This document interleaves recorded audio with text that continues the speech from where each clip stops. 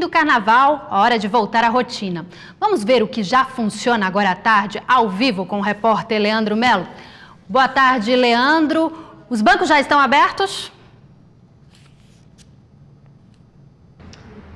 Já sim, Sabrina, desde o meio-dia. Boa tarde a você, a todos de casa. E aos poucos a vida vai voltando ao normal nessa quarta de cinzas preguiçosa. A gente está aqui em frente a esta agência bancária, ó. O movimento já começa a ficar um pouco intenso. A gente estava vendo agora um entra e sai de pessoas, já dando uma movimentada aí no expediente, que começou agora há pouco, como eu falei, ao meio-dia, vai até às 4 da tarde. Algumas pessoas aproveitando para realizar transações bancárias, pagamento de boletos. Falando nisso, quem tem pagamento de boletos vencidos na segunda e na terça-feira tem até hoje para pagar, sem o acréscimo de juros e multa. Só lembrando que o funcionamento das agências vai até às 4 da tarde. As lojas aqui do centro retomaram as atividades agora há pouco, ao meio-dia, vão até às 6 da tarde. A mesma coisa acontece com os shopping centers, voltaram ao meio-dia, vão até às 10 da noite, juntamente aos cinemas. Já quem tem pendências a resolver em órgãos públicos, tanto do estado quanto do município,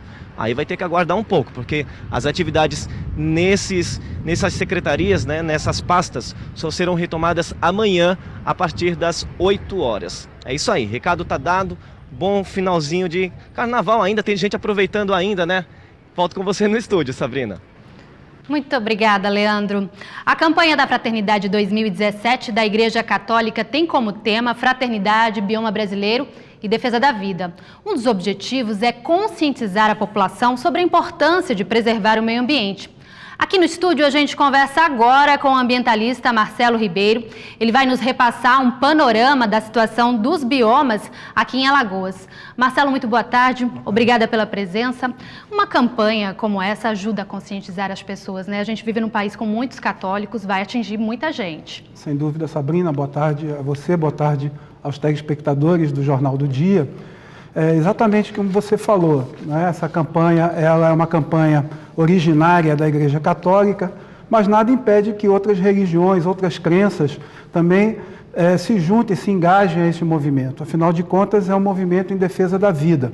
Há cerca de 2 anos atrás, o Papa Francisco ele editou uma encíclica, né, que é o livro. Os papas, quando assumem o sacerdócio, o pontificado, eles editam um livro chamado encíclica. E o Papa Francisco, a dele é chamada Laudato Si, ou seja, a nossa casa comum.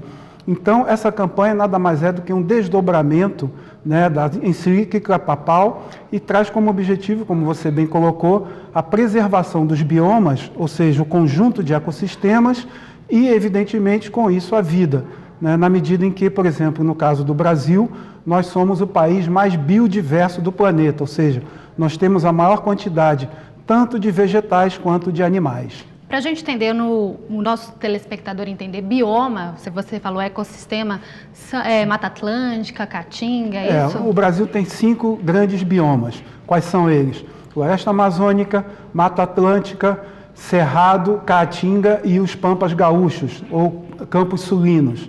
Infelizmente, do ponto de vista legal, jurídico, 3 desses biomas não foram recepcionados pela Constituição Federal como biomas patrimônio nacional. Então, nós temos o caso do Cerrado, da Caatinga e dos Campos Sulinos não reconhecidos como biomas. Evidentemente que isso é uma lacuna grave.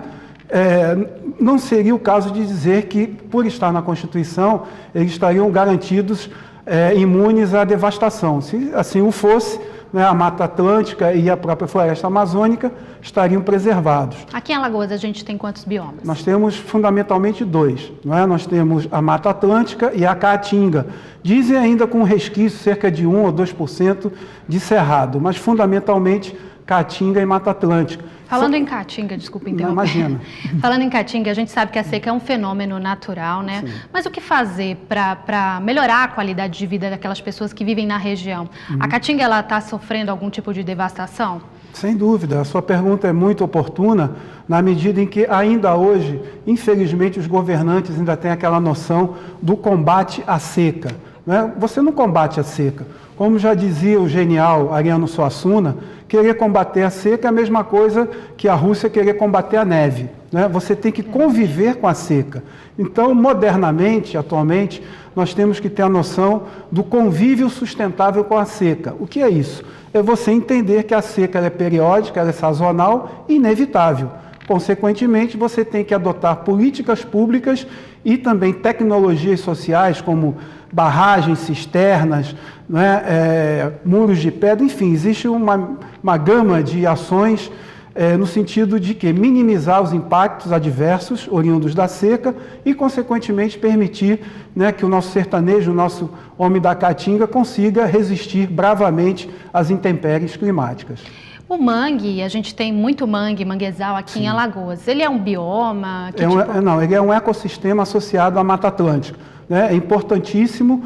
O mangue é considerado um berçário da vida, né? Porque muitas espécies entram nos manguezais para se reproduzir. Ele também serve como anteparo às enchentes, porque ele filtra a água.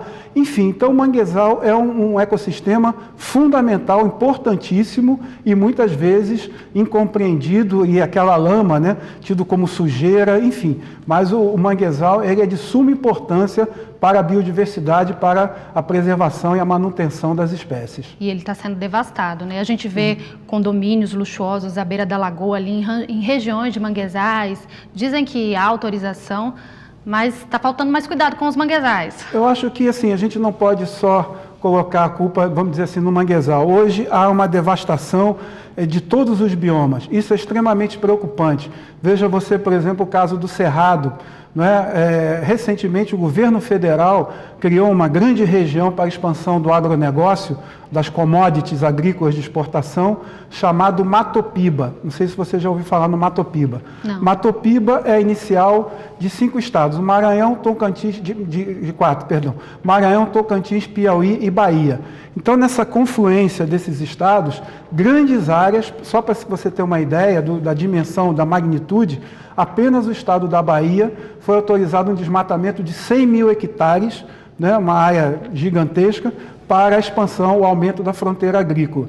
Consequentemente, isso traz resultados adversos, diminuição das chuvas, né, perda da biodiversidade, uma série, né, de efeitos nefastos que se associam também a uma questão que são as mudanças climáticas, né, porque hoje os cientistas, né, já disseram de uma forma mais ou menos comprovada pela ciência que as chuvas tornar-se-ão doravante mais escassas, mais erráticas, ou seja, mais estranhas, irregulares, e com o desmatamento a tendência é agravar, piorar essa situação. A gente não falou da Mata Atlântica, claro que precisa de muito cuidado também, mas o nosso tempo está encerrando. Marcelo, muito obrigada, então, pela participação. Sempre às ordens. Obrigada. Bom, e o Jornal do Dia da TV Ponta Verde, emissora do Sistema Opinião de Comunicação, fica por aqui. Amanhã estaremos de volta logo após o Plantão Alagoas. E não esqueça, a partir das 5h30 da manhã, tem boletim de ocorrência com Luiz Uchoa. Uma boa tarde e até amanhã.